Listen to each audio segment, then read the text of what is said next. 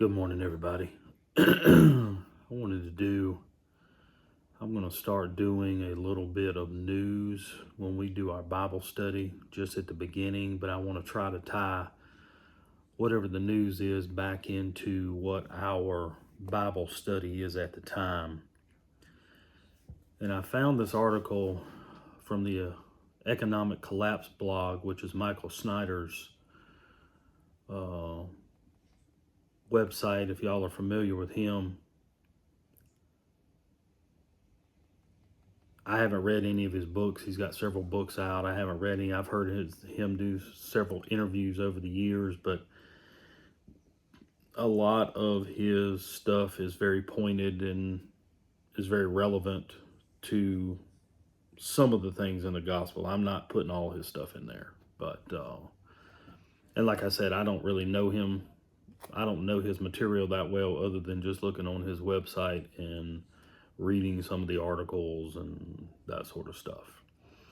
But we're going to pick back up in chapter 5 of Matthew like we left off last week. And I was looking down through this, and Jesus' Sermon on the Mount says, Christ describes the basic character traits of those who will inherit the kingdom. The word kingdom usually implies someone who is on top, who rules and has authority over others. They are the privileged. You'll understand what I mean by that in a second. In God's kingdom, the people who are not privileged because they are not on top, because by being at the bottom, they are in a better position to receive God's grace and favor.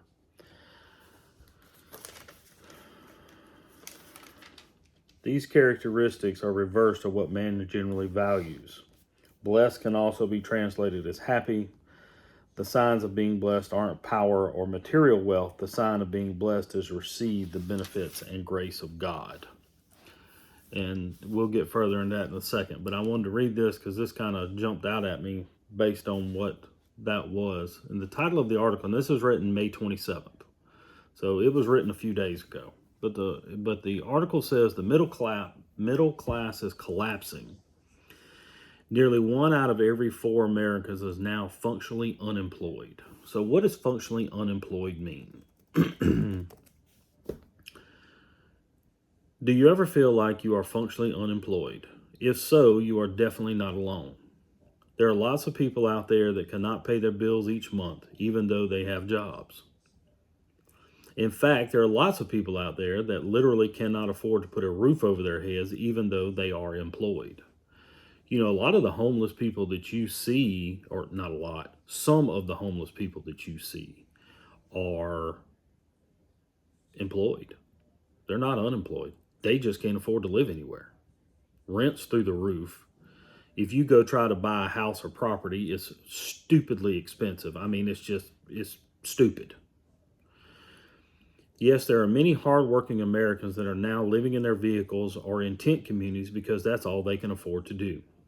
In recent years, the cost of living has been rising faster than paychecks have, and now a substantial percentage of the population is living in a state of constant financial stress.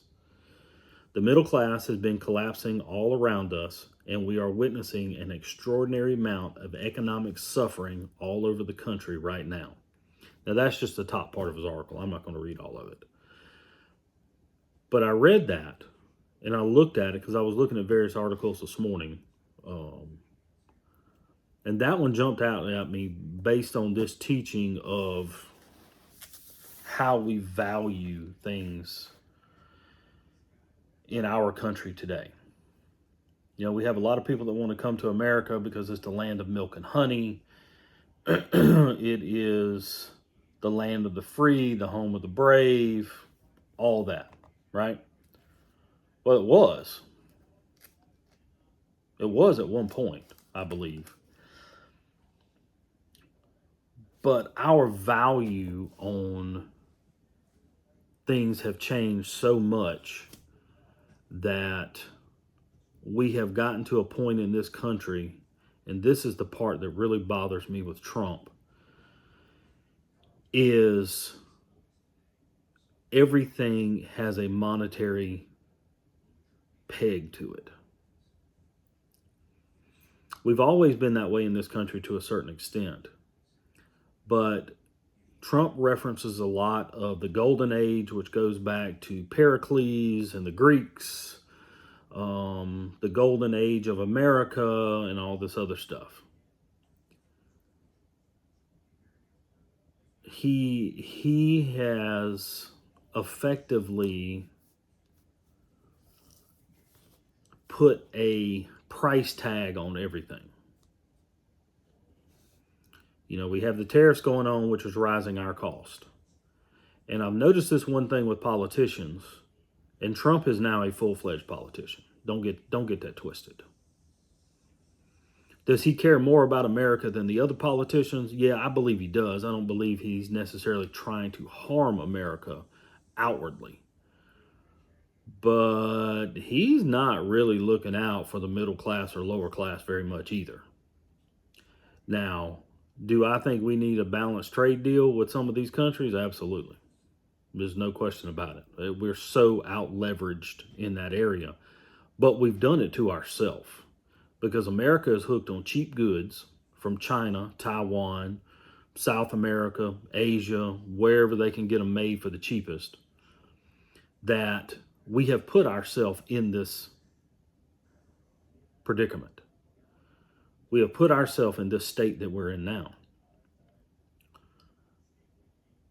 Biden started cutting everything off. Inflation went through the roof.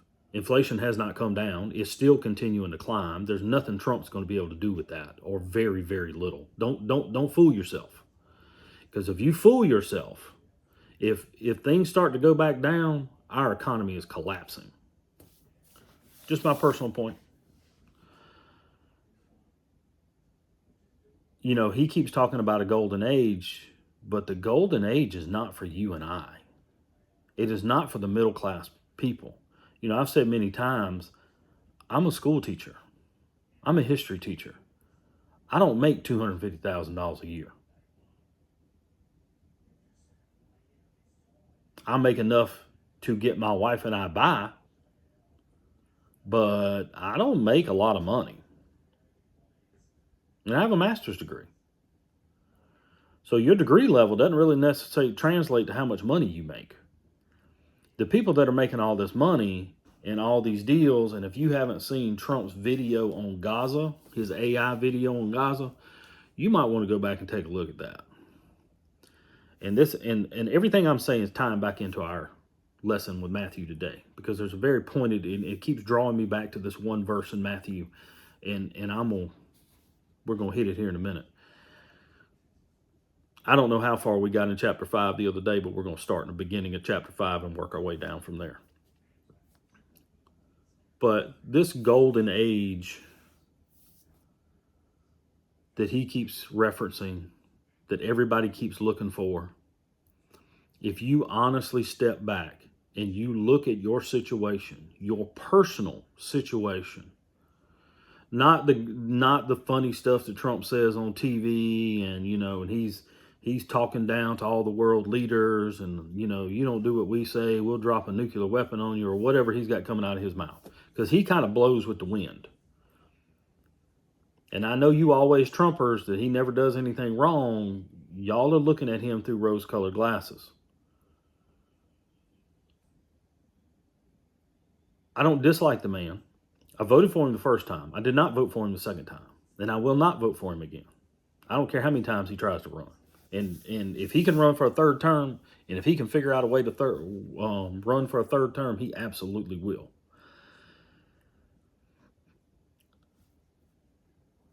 But if you look right here at the bottom of Michael Snyder's article, or this portion I just read, you've got 1 out of 4 people who have a job. Half of them are living in cars, or a lot of them are living in cars in tent cities. They can't pay the bills. Something goes unpaid every month. America's not supposed to be that way. And the gap between, and make no mistake about this, there is no lower class, middle class, upper class. Okay? You have the haves and the have-nots. And if you ain't in the top 5%, you in the have-not class.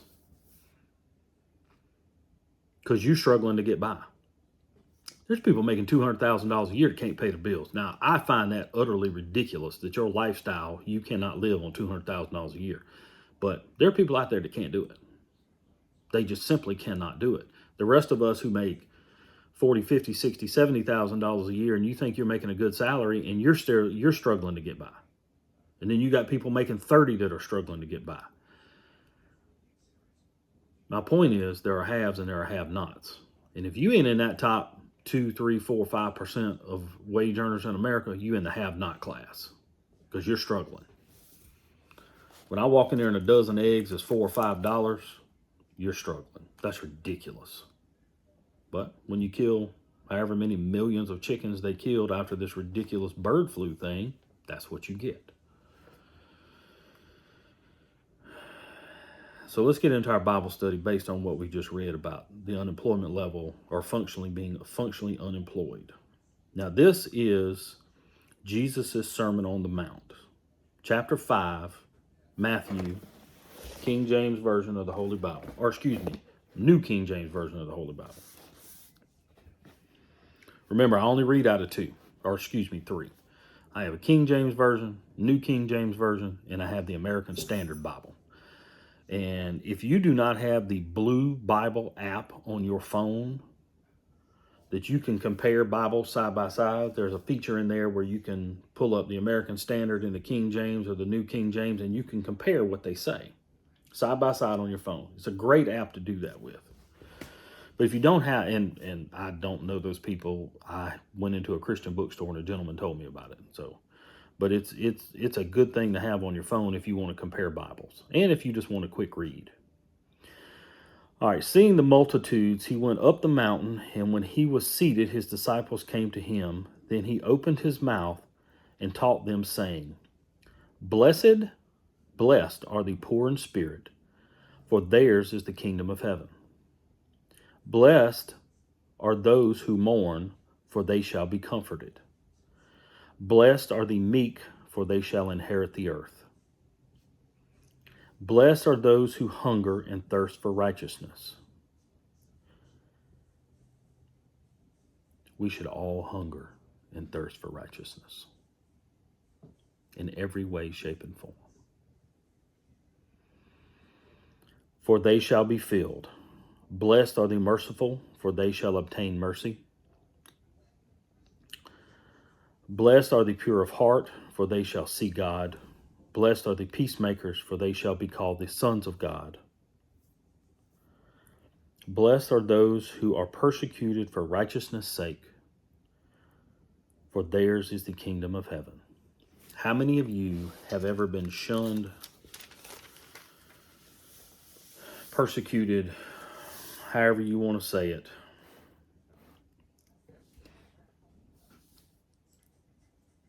for something you said that was right? We talked about this last time, and we've talked about it several times during our daily devotionals, that there is no, people don't like to being told they're wrong. I don't like to being told I'm wrong.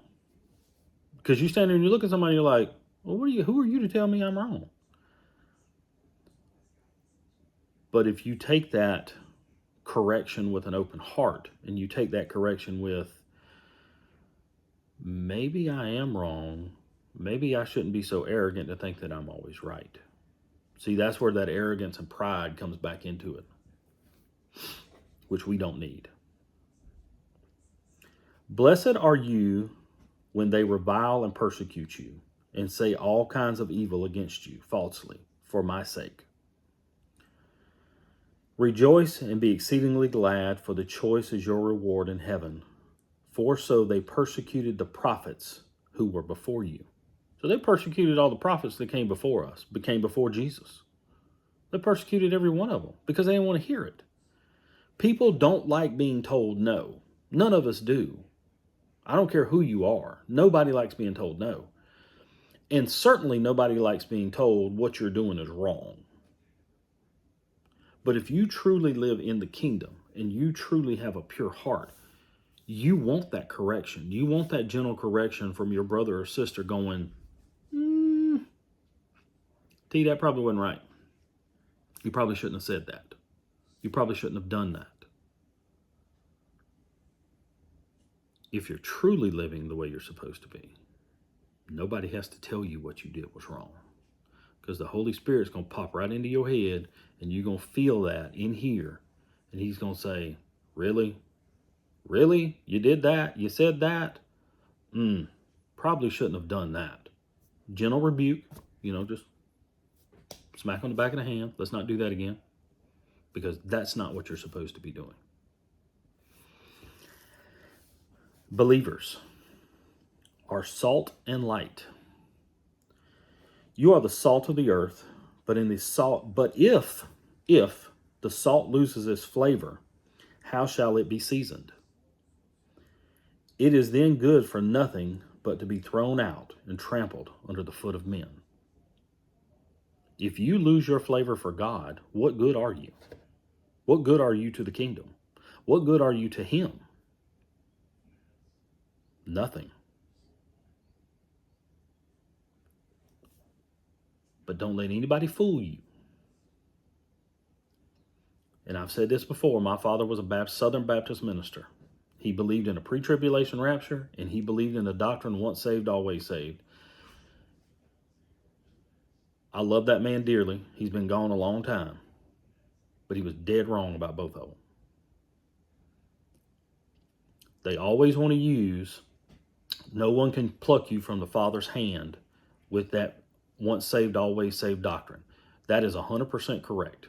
And this goes back to the salt losing its flavor. That is 100% correct. Nobody can take you from Jesus. Nobody can take you from the Father. Absolutely not. But you have free will to walk away anytime you want to. And there are a lot of people that do. There are a lot of people that do. There are a lot of people that start down this road and they are on fire for the Lord and they are moving and shaking and rolling, and then it gets too much for them. They think the demand is too hard. Okay, well, I'm not supposed to go to the bar anymore, but my best friend really wants me to go out tonight. Are they really your best friend if they want you to do that? Or, it's just me and my husband, or it's just me and my wife, or what's wrong with me living with my girlfriend? We're gonna get married one day. Or I just watched a little bit of porn today, or, I just told them that lie because I didn't want to hurt their feelings. And we've all been there. All been there. We've all told somebody a lie not to hurt their feelings. But are you supposed to lie to them? No, but we've all done it, and we all do it. I try my very best not to do that. My wife will ask me sometimes, she'll be like, hey, does this, or this? And I'm like, do I really want to answer that question honestly? And she's like, you better answer me honestly. I was like, okay, here's my opinion. And then she'll go do whatever she wants to do after that.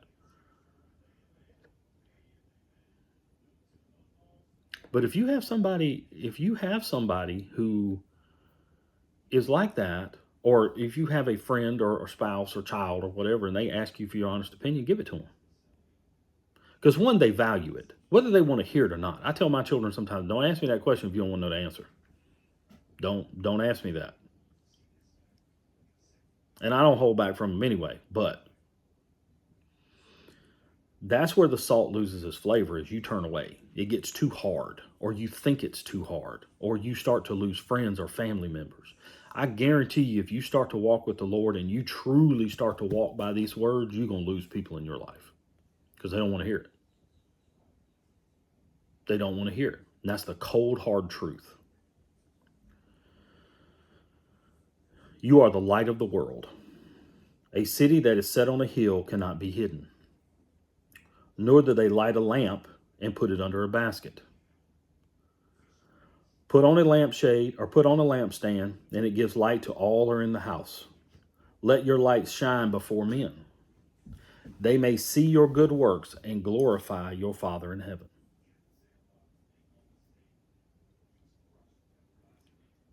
Oh, I like this one, because this goes back to the doctrine, this false doctrine.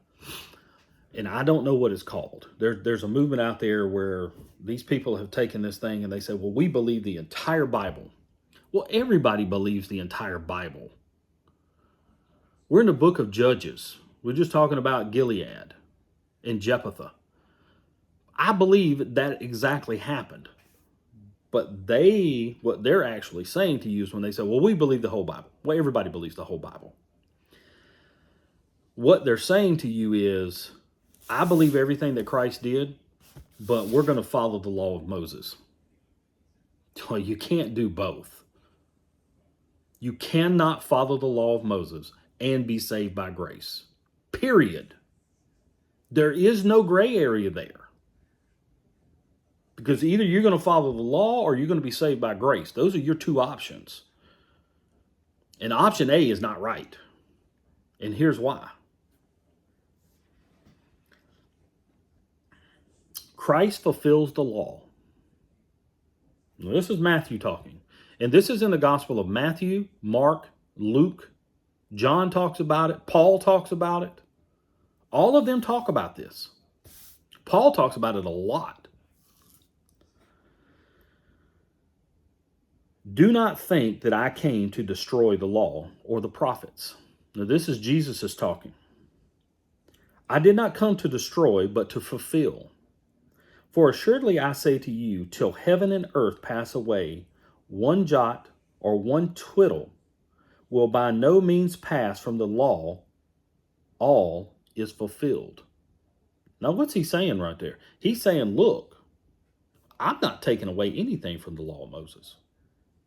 Everything the law of Moses said is exactly what's going to happen. He said, I didn't come to take away from it. I didn't come to destroy the law or the prophets. I came to fulfill the law. I came to make the law whole so you didn't have to follow it anymore. Whoever, therefore, breaks one of the least of these commandments and teaches men shall be called least in the kingdom of heaven. Now, did he say do not follow the 10 commandments? He did not. But here's my question to the people that follow the Torah and the law of Moses. Are you doing sacrifices? Are you doing burnt offerings? Are you doing all the offerings that you're supposed to do? But the one we get hung up on is, can't eat a pig, can't eat a pig. Don't want to eat that pig. Can't eat shellfish, don't eat that shrimp. That's where we get hung up. Because then you can walk around boastfully like the Pharisees did. Then you can walk around boastfully and go, yep, I follow the law. I don't eat pork.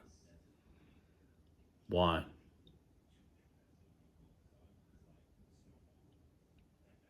God said everything is good that he created if you ask for it with thanks. So if that snake is slid on the cross there and I'm starving to death, I'm killing that snake and I'm eating him. Do I want to eat a snake? No.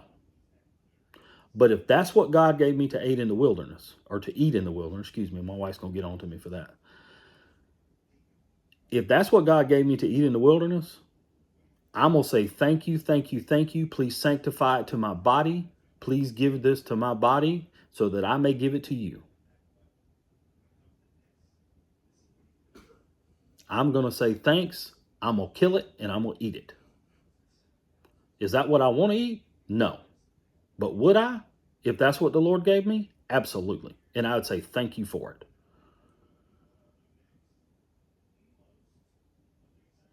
Look at Peter's vision. We'll get to Peter in a little while. It's going to be a while before we get to him. But look at Peter's vision that he had.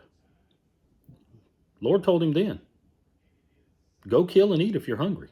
He said, I have never eaten an unclean thing. He said, how can you say it's unclean? I made it. Everything I made is clean. Why is it clean now? Because Jesus fulfilled the law. You don't have to follow that anymore. Jesus made the law hold. Law went away, new covenant. That's what this is. Stop trying to yoke yourself up to the law because you think it makes you look good.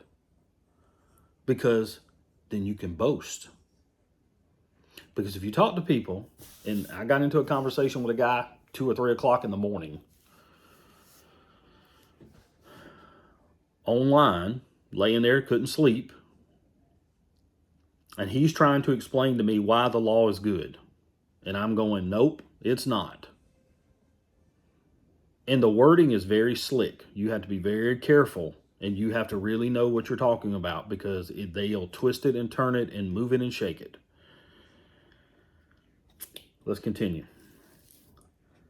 Moreover, therefore breaks one of the least of these commandments and teaches men so, shall be called least in the kingdom. Now notice what he said.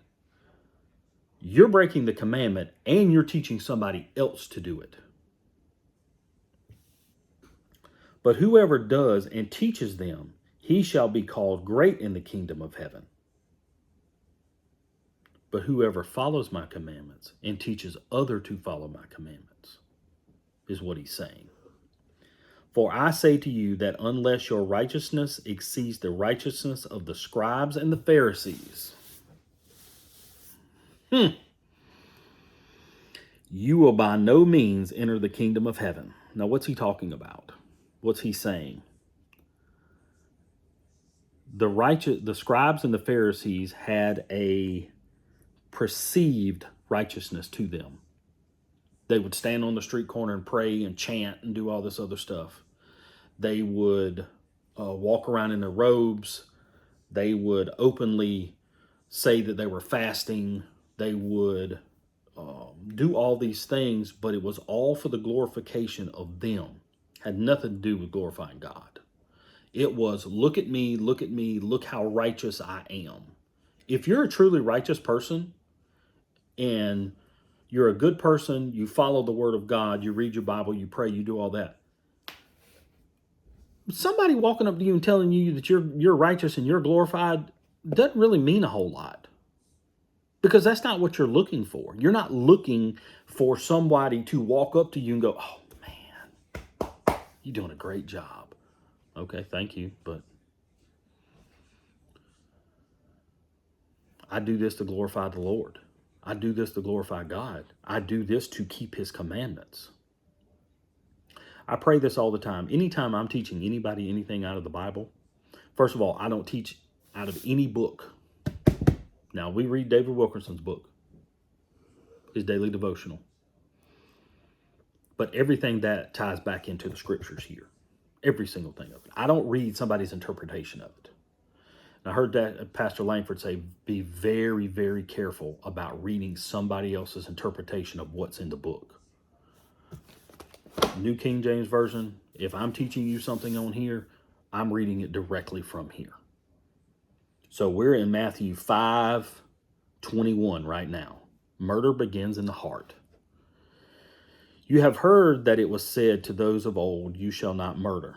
And whoever murders will be in danger of judgment. But I say to you that whoever is angry with his brother without cause shall be in danger of the judgment. Whoever says to his brother, Raka, and I knew what that meant, and I don't remember what it means anymore. I can't recall what it means. Shall be in danger of the council. But whoever says, you fool. Now remember, you calling somebody a fool is that's akin to cursing in the Bible. I mean, let's be honest. Shall be in danger of hellfire. Therefore, if you bring your gift to the altar, and there remember that your brother has something against you, leave your gift, therefore, before the altar, and go your way. Listen to what he says. So you brought your gift to the Lord, but your brother has a problem with you. First go be reconciled to your brother. Then come and offer your gift. So he didn't want you to bring a gift to him if you had a problem with somebody over here. He wanted you to bring that gift pure of heart. So if whatever that problem was with your brother over here, you need to fix whatever that is. Get that fixed first, then you come back and bring your offering. Because he says right here, first be reconciled to your brother and then come and offer your gift. Agree with your adversary quickly while you are on the way with him, lest your adversary deliver you to the judge. The judge hand you over to the officer, and you be thrown into prison. Assuredly, I say to you, you will by no means get out of there till you have paid the last penny. Adultery in the heart. You have heard that it is said to those of old, you shall not commit adultery. But I say to you that whoever looks at a woman to lust for her has already committed adultery with her in his heart. So, fellas, this is talking directly to us. You're walking in the mall with your wife, girl walks by, you do one of these numbers here, and you're looking at her like, oh my goodness, I'd like to get a hold of that. Your wife is standing right there. First of all, you disrespected your wife. Second of all, according to what Jesus just told us, you committed adultery. Now, did he say if you looked at a woman and said, oh, yeah, she's very pretty, and you just went on about your business? Or if you walked up to your buddy and go, man, your wife is beautiful, and you went on about your business and there was no other thought or no other thing past that? Is that what he's saying? No. He said, looks at a woman to lust for her has already committed adultery with her in his heart. Did you physically commit the act? No. But mentally and in here, you did.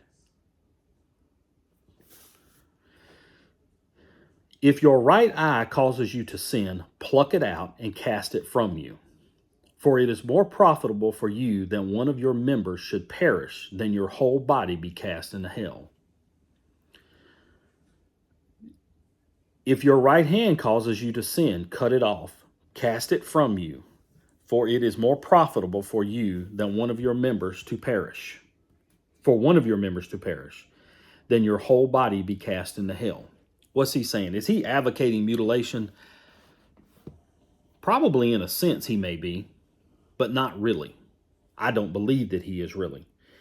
But what he's saying is, look, if you're a thief and you're constantly reaching up and stealing something, dog's cookies, by the way.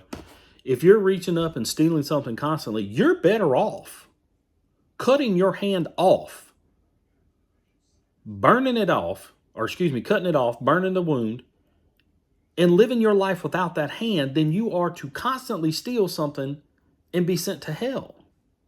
That's what he's telling you. Stop doing it, is actually what he's telling you. Marriage is sacred and binding. Furthermore, it has been said, whoever divorces his wife, let him give her a certificate of divorce.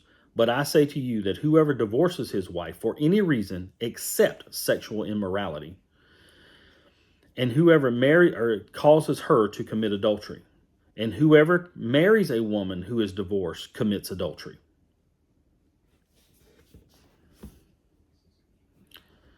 Jesus forbids oaths. And I didn't just gloss over that, by the way. There's not a whole lot of explaining there. Again, you have heard that it was said to those of old, you shall not swear falsely, but you shall not swear falsely, but shall perform your oaths to the Lord. But I say to you, do not swear at all, neither by heaven, for it is God's throne, nor by earth, for it is his footstool, nor by Jerusalem, for it is the city of the great king. Nor shall you swear by your head, because you cannot make one hair white or black. But let your yes be yes, and your no be no, for whatever is more than these is from the evil one. Now, what he's saying right there, when I joined the Marine Corps, we had to take an oath. Okay? I solemnly swear. That's how the oath starts. Defend this country, foreign and domestic. And I don't remember all of it. That was a long time ago. But what he's saying is you shouldn't do that. Don't swear on anything. Don't swear by anything. Oh, I swear that's what I'm going to do. See, you shouldn't be doing that. What he's saying is, let your yea be yea, let your nay be nay, your yes be yes, your no be no. What he's telling you is, a man is as good as his word. If I tell you I'm going to do something, I'm going to do it. If I say I'm not going to do it, I'm not going to do it. I'm simply saying, somebody asks me to do something, well, do you promise me you're going to do this, or you swear you're going to do this? I'm not swearing to you to anything, but yes, I said I was going to do it, and that's what I'll do. He's telling you not to lie. But let your yes be yes, your no be no, for whatever is more than these is from the evil one. So what he's saying there, if you start swearing and you start to, well, I swear on my mama's grave. It's always a popular one. I swear on my mama's grave. Well, you're a dummy. I'm sorry, but you should never do that. I swear on my children's life. Whoa, and I've heard people do that. That's crazy to me that you would put your children in that situation. Because remember this, we are held accountable, and I got a lot of accountability, or things to be accounted for. Let me put it that way. We are held accountable for every word we say, every action we take, everything we do and we don't do. And that's a hard lesson for me personally to understand. Well, if I don't do something, I'm held accountable for that. Yeah, because God commanded you to do something about it.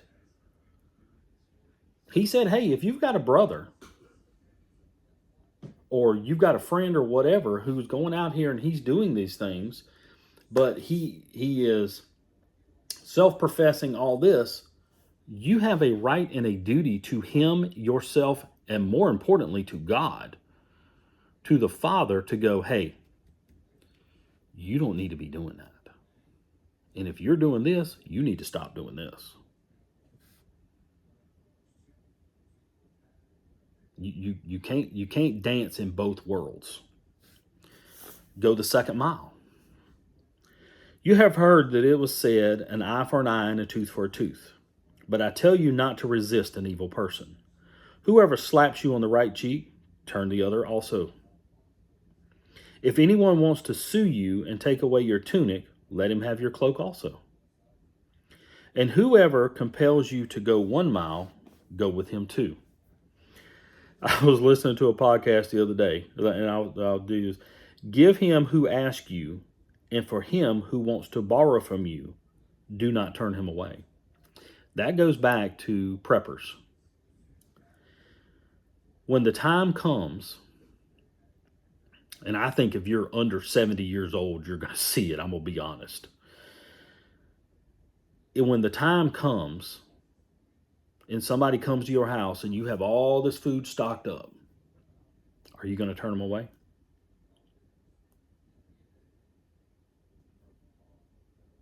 I heard a huge prepper on this channel that I listened to for a few years. He's got a big channel, and he's a Torah follower. And I never really agreed with it, but he gave some really good prepping advice, so I just kind of listened. But I heard him say one time, or somebody asked him a question and said, hey, guy lives out in the Midwest somewhere.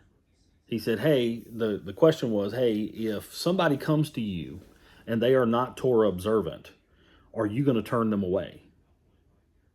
And his question, he answered it. He never really fully answered the question, but the gist of what I got from them was yes. He basically said, we have a MAG, Mutually Assisted Group is what it stands for. We have a MAG, and the people that are in our MAG are the ones that are going to benefit from this. The people outside of our MAG, especially if they're not Torah observant, we're not going to help. You're kind of on your own. We're giving you the advice now. We're not really going to do anything with you. If you come knocking at the gate, we'll turn you away. And he said the only caveat to that would be if they brought something to the table. You know, if they had their own supplies when they came to us and they just needed shelter or something, and we could morph them into the group and they would agree to turn and become Torah observant like we are, and we could take their supplies and put them with our supplies, and they could kind of help us out that way. Give to him who asks, and from him who wants to borrow. From you do not turn away. For whoever compels you to go 1 mile, go with him 2. Now, obviously, he never read that. And he does Bible studies on here. He never read that part. Because that is not what that's telling you to do. That's telling you if you have it. And I thought that way for a long time too. No, I'm not, this is for me and my family, and you on your own. You the dummy that didn't do it.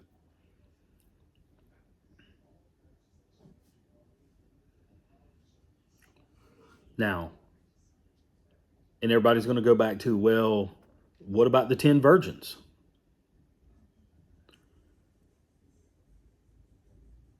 I'm not saying that you have to take those people in and feed them and them do nothing. I'm not telling you that, because Jesus never said that. He said, if somebody wants to borrow, do not turn them away. If you can help that person right then, help them get back on their feet, whatever it may be, help them. If you don't have anything to help them with, or you think they're going to be a threat to your family or whatever, then you need to pray about that and ask God what he wants you to do with that person. That's where that falls into it. And that's a hard question to answer, because we are all going to revert back to, this is my family, I'm going to take care of them first. Love your enemies. You have heard that it was said that you shall love your neighbor and hate your enemy. But I say to you, love your enemies, bless those who are curse you. Do good to those who hate you, and pray for those who spitefully, too many pages,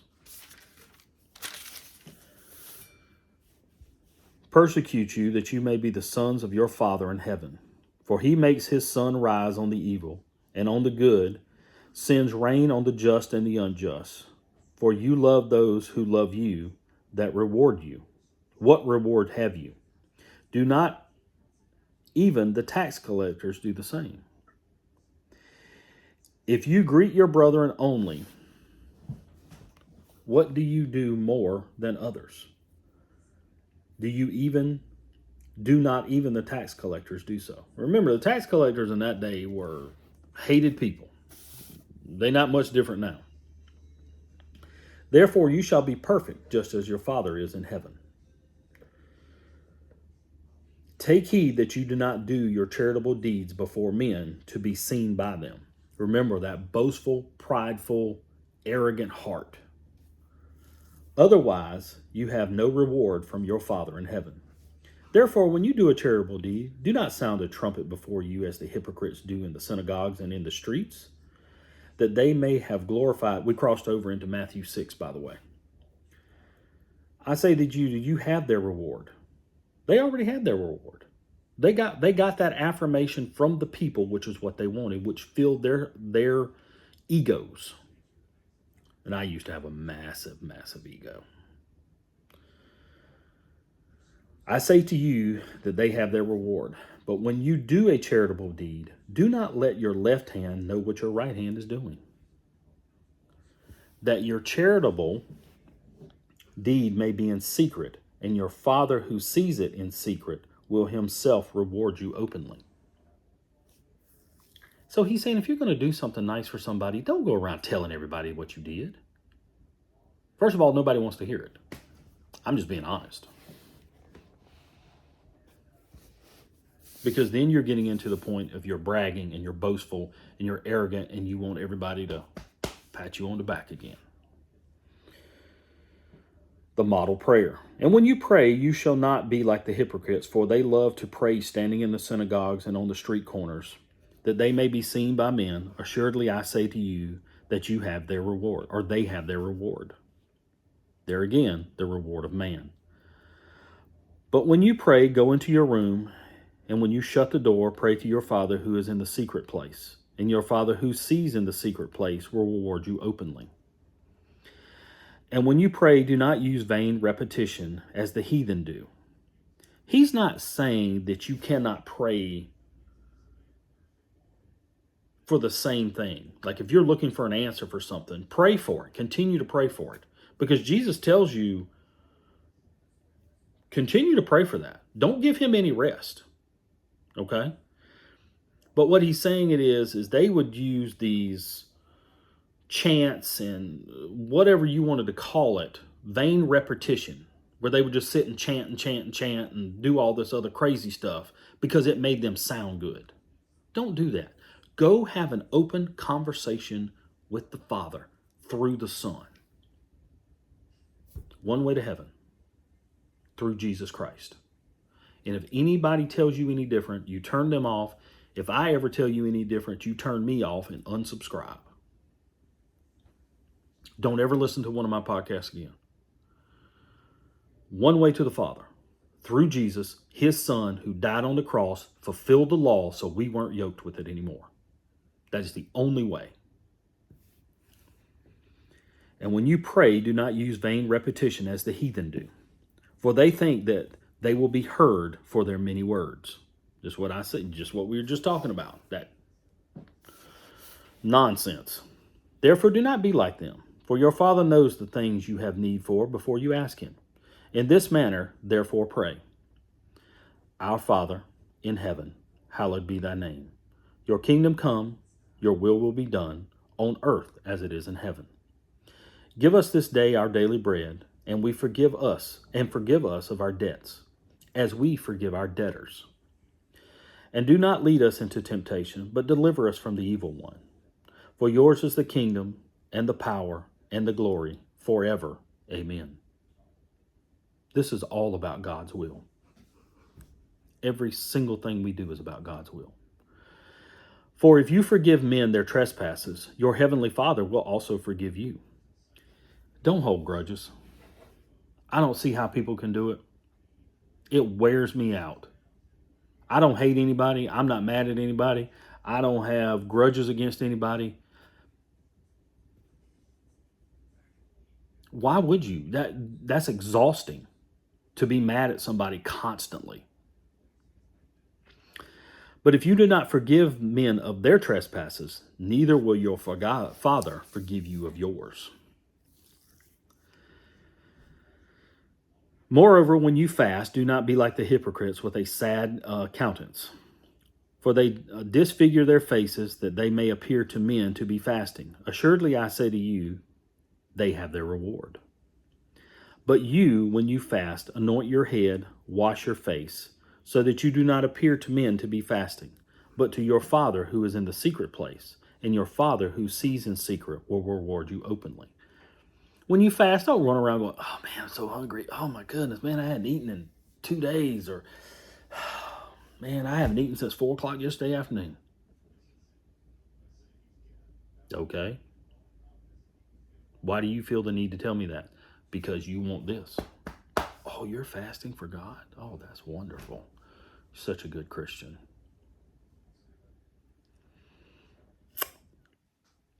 Do not lay up yourself treasures on earth, for moth and rust destroy, and where thieves break in and steal. But lay up yourself treasures in heaven, where neither moth nor rust destroys, and where thieves do not break in and steal. For where your treasure is, there your heart will be also. Lamp of the body. The lamp of the body is the eye. If therefore your eye is good, your whole body will be fulfilled with light. But if your eye is bad, your whole body will be full of darkness. If therefore the light that is in you is darkness, how great is that darkness? If therefore the light that is in you is darkness, how great is that darkness? Pretty freaking dark. You cannot serve God and riches, which goes back to what we were talking about in the beginning. Tell you we're going to wrap it back around. No one can serve two masters. Pick a side. For either he will hate the one and love the other, or else he will be loyal to the one and despise the other. You cannot serve God and mammon. Money. Mammon is money.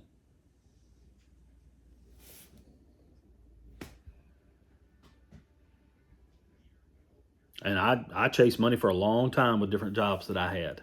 None of them fulfilled me. Not a nary a one.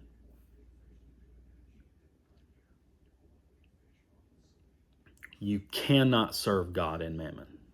Pick a side. Is God telling you you can't go have a house and a car and a job that you make decent money at? No, that's not what he said. He said you cannot serve two masters. If you make if you make money your God, first of all, that's idolatry. Second of all, it's only going to lead to your destruction. What does he tell us? The love of money is the root of all evil.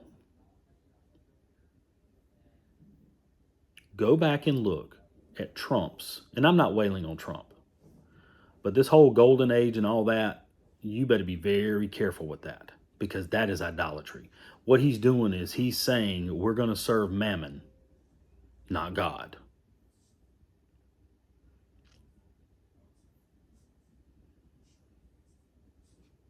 And it comes from the golden age of Pericles and the Greeks, by the way. Is where the phrase comes from.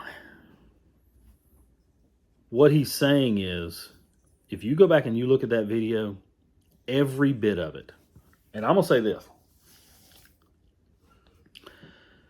Every bit of that video, I've watched it 2 or 3 times. First of all, when they show Trump Tower in the Gaza Strip, everything in the video is gold. Okay? And then you've got Trump and Putin laying out by the pool. You've got belly dancers who are men with beards, so they're trannies. You have in the back of, at the top of the Trump Tower, if you stop the video there and you zoom in, there is a, I think it's Baal, if I remember that right. Now I could be wrong on that. Don't hold me exactly to that, but it could be Baal. But the whole thing's about money. The whole thing of it is we want the Gazans out of there. We're going to build hotels. We're going to build all this stuff. Netanyahu, it was Netanyahu, not Putin. Netanyahu is, Israel's going to get rich. America's going to get rich. All these people that are building these buildings are going to get rich. Trump is going to make billions of dollars building hotels in there, because I guarantee you his company's going to build some. So who are you serving? Are you serving the Father? Or are you serving mammon? The root of all evil. The root of all evil is the love of money. He didn't say money was the root of all evil. A lot of people want to say that. It's the love of the money that's the problem. Not the money itself. It's the love of that money. Because at some point, that money becomes your God, and you will do anything to get it. Do not worry. Therefore, I say to you, do not worry about your life, what you will eat, what you will drink, nor about your body and what you will put on. It is not life more than food, and body more than clothing. Look at the birds in the air. They neither reap nor sow, but the Father feeds them daily. Are you not more valuable than they are? Which of you by worrying can add 1 cubit to your stature? So why do you worry about clothing? Consider the lilies in the field, how they grow. They neither toil nor spin. Yet I say to you that even the salmon. I say to you that even Solomon in all his glory was not arrayed like one of these. Now if God so clothes the grass of the field, which today and tomorrow is thrown into the oven, will he not much more clothe you, O you of little faith? Ooh, that powerful 5-letter word we talk about all the time. Therefore do not worry, saying, what shall you eat? What shall you drink? What shall you wear? For after these things the Gentiles seek. Remember, there was a very distinct difference between the Israelites and the Gentiles. And the Gentiles were pagans. I mean, that's what they were thought of. For Heavenly Father knows that you need all these things, but you seek first the kingdom of God and his righteousness, and all these things shall be added to you.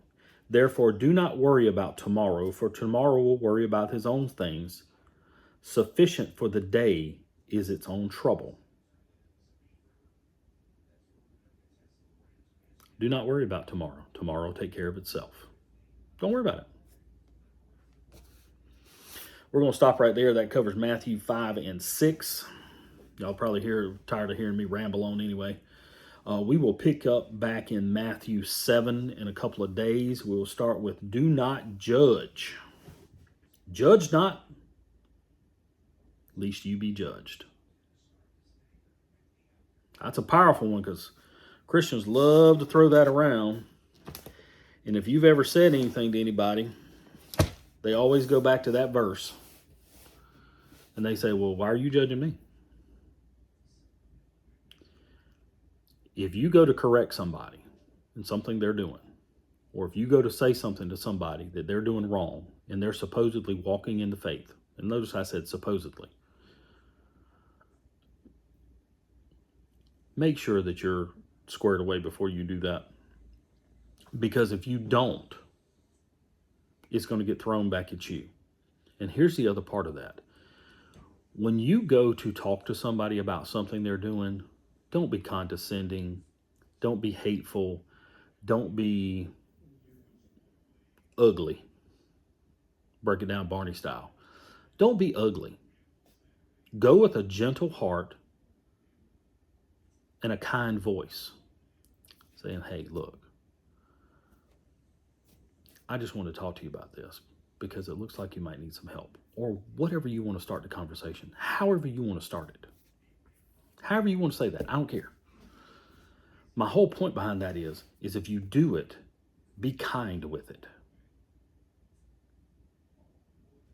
Jesus didn't go in ranting and raving and throwing things and how dare you do that? He told the woman at the well, go and sin no more. That's all he said. People don't want to be, and I'm going to say this, and this is the only way I know to say it. So people don't want to be preached at. So if you go in there, Bible open, boom, just going at it, they're going to tune you out. They're going to tune you out. But if you walk in there with a kind heart, humble and kind, and say, look, I just want to talk to you about this because I love you and I don't want to see you go down this path, or however you want to start that conversation. But that gives you an opening to talk to them about whatever you needed to talk to them about. But make sure that you have your facts straight before you go approach anybody about anything. I had a pastor tell me one time, so I had this gentleman come in my church. He used to be an alcoholic, and we got him squared away. He was coming back to church, and I went by one day, and he kept swearing up and down. He had quit drinking. Wife, like, yeah, no, he's good. And I saw him coming out of the liquor store. He said, so next Sunday, I pulled him back in my office, and I said, I just want to talk to you about something that, I saw you coming out of the liquor store, and I just, we had this conversation, and I thought we were squared away. And he said, the guy sat there and listened to him for a minute, and he said, but Pastor, you told me that I had to go square all my debts before I could get right with the Lord. He said, I wasn't drinking. I was in there paying my tab off so I didn't have to go back in there. He said, I felt about that big. He said, because I was judging him strictly based on what I saw. So if you go to do that, and we are commanded to do that with brethren, and brethren covers sisterin too, by the way. If you go to do that, make sure you have your facts straight. Make sure you know what you think you know. Let's put it that way. Maybe that'll be easier. But I'm going to stop it there. I hope you got something out of this reading. And I'll say this again. If I say anything that you're like, T, I don't know about that one. That just, not sure about what you just said. Go pull your Bible out and look. I will not ever tell you something that I don't read out of here. Ever. If I ever got to the point in the daily devotional that we do and I read something, I'm like, that doesn't sound right to me. I'll quit reading it and I'll throw it in the garbage. Be careful of the Bibles you read. Because they start to leave stuff out, these different translations, international versions and all that. And I'm not saying the international version does. What I'm saying is be very careful about what you read, which version of the Bible. And I'll be honest with you, there's only one version. Uno. One. If they changed it from that original version, a lot of them start to take things out. They don't magnify Christ as much in there. They don't magnify God as much in there or whatever. They start to change and take verses out, and you can very easily do it. I mean, for goodness sake, they have a Queen James version now, which took out all the verses about homosexuality. Need I say any more? All right, y'all have a good day.